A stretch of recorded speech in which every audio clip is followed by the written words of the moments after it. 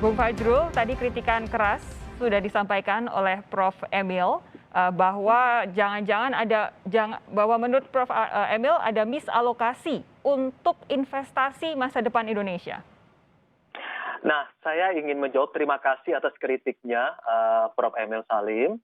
Dan dari rencana pembangunan jangka menengah nasional 2020 sampai 2024, itu anggaran pemindahan ibu kota negara itu diperkirakan sekitar 466 triliun. Nah, hanya sebagian kecil yang didapatkan kita ambil dari APBN. Selebihnya melalui beragam investasi sebenarnya. Jadi ini juga sebagai daya tarik untuk mengambil investasi dari luar, dan semua yang diinginkan Prof. Emil Salim tadi, misalnya sebagai pusat pembangunan manusia dan penguasaan iptek, sebagai pusat untuk mengembangkan talenta kelas dunia dengan ekosistem pendidikan dan digital, itu semuanya akan dikembangkan di tempat tersebut. Selain juga sebagai bagian dari upaya membangun apa yang kita sebut sebagai green city, smart city.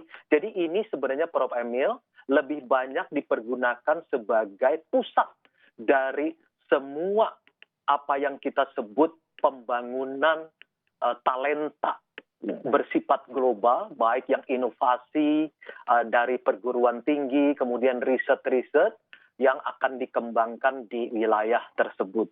Dan kemudian juga sebagai bagian dari upaya pemerataan pembangunan di kawasan timur Indonesia, sekaligus untuk memperkuat rantai nilai domestik secara keseluruhan. Jadi apa yang disampaikan oleh Prof. Emil Salim tadi, sebenarnya itulah yang akan dipusatkan di tempat baru, yaitu di Penajam, Pasar Utara, Kalimantan Timur. Okay. Tentu saja sekali lagi kami berdasarkan arahan dari Presiden, semuanya dilakukan dengan kehati-hatian dan perhitungan yang sangat clear, supaya tidak menjadi beban dan juga tidak ingin membenturkan bahwa pembangunan ibu kota itu trade-off, misalnya dengan upaya penanganan COVID-19. Jadi ini kita bangun bersama-sama sebagai pusat baru pengembangan talenta dan sains, teknologi, dan seni di Indonesia. Jadi menjadi kota kelas dunia seperti itu.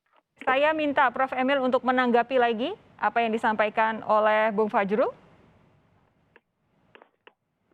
Saudara, ilmu ekonomi mengatakan sumber pembiayaan dari manapun, apa swasta, apa negara, penggunaannya yang mempunyai dampak. Jika kita punya 100 rupiah, kita bisa beli permen, bisa beli rokok. Pada saat kita beli rokok, maka uang yang sama tidak bisa kita pakai untuk semen, untuk permen. Jadi pada saat pemerintah memanfaatkan dana swasta untuk membangun ibu kota, maka dana yang sama tak bisa dipakai untuk pendidikan. Kata kunci saya adalah sumber daya pembiayaan bangsa Indonesia, karena kita negara berkembang, sangat terbatas. Maka seluruh dana swasta, pemerintah, BUMN, siapapun, dana itu perlu dimanfaatkan untuk human resource development. Karena kita menghadapi dunia yang berubah ke digital economy, ke artificial intelligence, ke robotik. Justru pada sektor-sektor di mana Indonesia tertinggal. Di dalam matematika kita terendah, di dalam sains kita terendah, jauh kita tertinggal.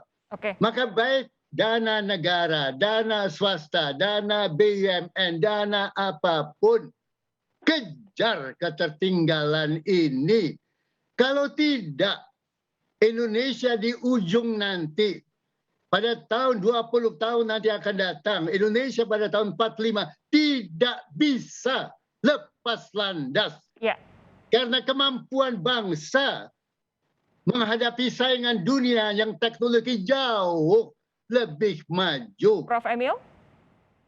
Prof. Emil, kalau tadi Bung Fajrul menyatakan bahwa ibu kota baru ini nanti akan dijadikan sekaligus sebagai pusat teknologi, sebagai kota global begitu. Anda tidak teryakinkan dengan penjelasan seperti itu? Bagaimana menjadi pusat pengembangan teknologi dengan bangunan, dengan gedung, dengan jalan, dengan macam-macam. Pusat teknologi berkembang dengan otak, science, manusia, ilmuwan, dan ilmuwan yang sains bisa membangun teknologi, memakan waktu belajar. Tidak ada di dunia ini. Canberra dibangun, diharap menjadi pusat pembangunan Australia. Tidak terjadi. Putrajaya dibangun, mengharap jadi pusat pembangunan Malaysia. Tidak bisa melawan Kuala Lumpur. Baik. Brasilia tidak bisa menggantikan Rio de Janeiro. Physical development tidak bisa menggantikan otak human resource development. Oke. Maka pembangunan ibu kota yang fisik, gedung, jalan, listrik, macam-macam, tidak membangun the capacity of the human being. Otak, akal, pikiran, sains, teknologi tidak berkembang. Baik. Dan ini kunci dari kemajuan 2045. Bung Fajrul, saya pindah ke Anda. Ini Tidak ada perbedaan antara Presiden Joko Widodo dengan apa yang disampaikan Profesor Emil Salim. Dalam 7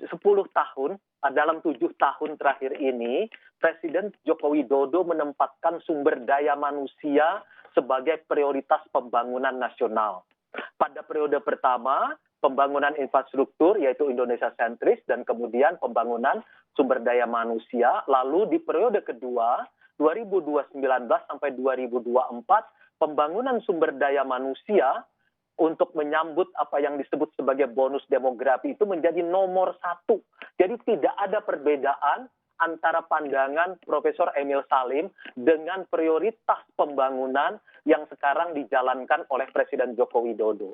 Mengenai ibu kota negara, itu hanya lokasi di mana upaya untuk pembangunan ekonomi yang lebih jauh berbasiskan kepada sumber daya manusia itu juga menjadi alat atau sarana untuk membuka jalan untuk sektor-sektor di masa depan, menjadi smart city, pendidikan abad ke-21, kemudian untuk ekonomi regional diperkirakan berdasarkan perhitungan Bappenas itu akan meningkat 4-5 kali menjadi 180 miliar dolar dan pada tahun 2045 akan menciptakan hampir 5 juta lapangan kerja.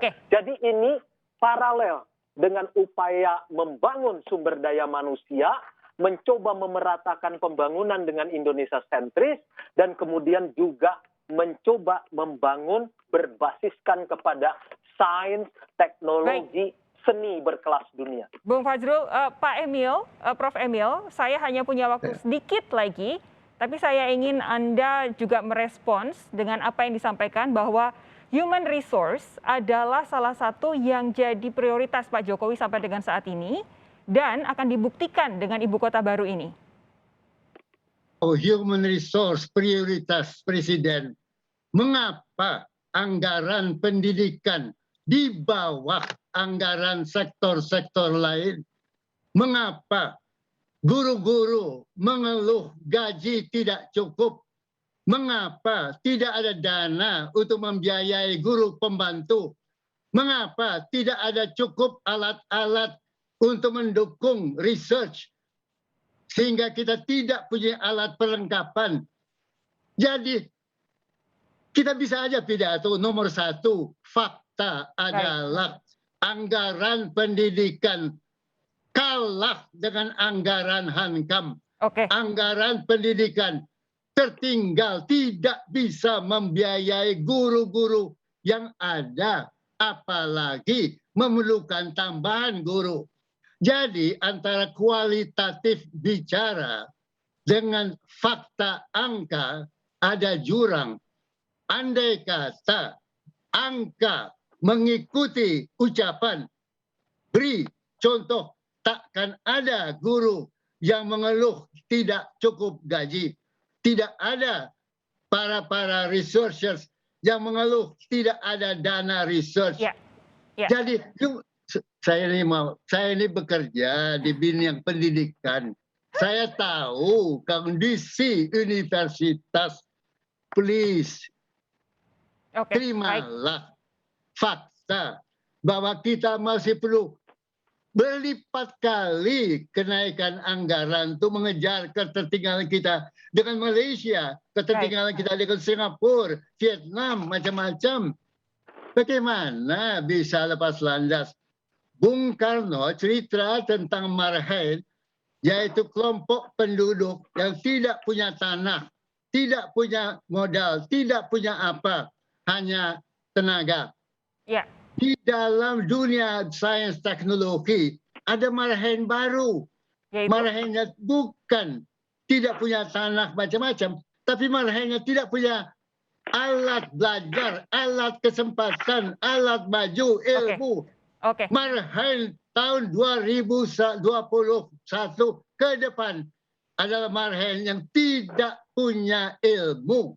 Baik, Prof. Dan kalau saya ingat, andai kata Bung Karno masih hidup, beliau akan berjuang untuk para marhaen yang bukan hanya tidak punya tanah, tapi juga marhaen yang tidak punya kesempatan menuntut ilmu sains teknologi. Oke, Prof. Emil, terima kasih atas kritikan Anda. Ini pasti jadi masukan luar biasa untuk Bung Fajrul disampaikan kepada Pak Presiden.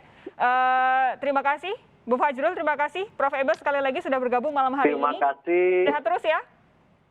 Baik. Jadi sekali lagi ingin mengatakan bahwa IKN ini untuk pemulihan Indonesia dari dampak pandemi, sekaligus untuk mewujudkan visi Indonesia 2045. Indonesia Baik, kita nanti tunggu buktinya dari pemerintah. Bung Fajrul, terima kasih. Prof. Emil, terima kasih sudah bergabung malam hari ini. Sehat terus. Sampai jumpa lagi lain waktu.